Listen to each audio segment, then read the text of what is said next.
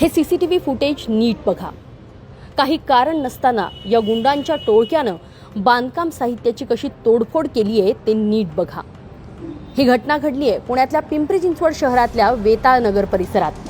रात्रीच्या सुमारास काही गुंडांनी टोकाचं खोडसाळ कृत्य करत एका बांधकाम साईटवर साहित्याची मोठी तोडफोड केली आहे। या घटनेमुळे परिसरात भीतीचं आणि संतापाचं वातावरण निर्माण झालंय।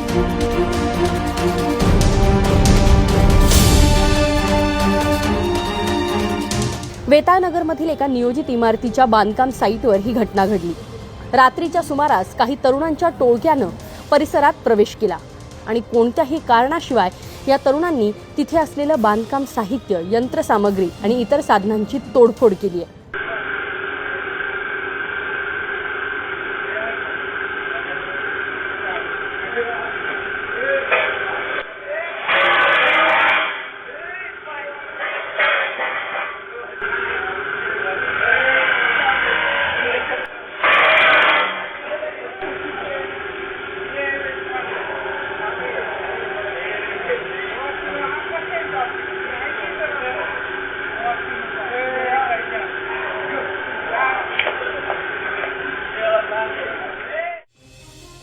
केवळ दहशतीच्या उद्देशानं या तरुणांनी हे कृत्य केल्याचं बोललं जात आहे। यंत्रसामुग्री किंवा इतर साधनांची मोठी तोडफोड झाली आहे, ज्यामध्ये मोठं आर्थिक नुकसानही झालंय।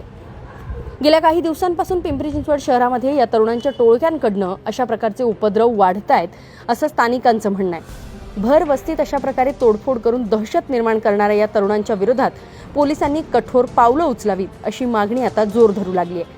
या प्रकारामुळे बांधकाम व्यावसायिकांमध्ये सुद्धा अस्वस्थता आहे आणि संबंधित या टोळक्यांना सीसीटीव्ही फुटेजच्या आधारे शोधून त्यांच्यावर कडक कायदेशीर कारवाई करण्याची मागणी स्थानिक रहिवाशांनी केली आहे।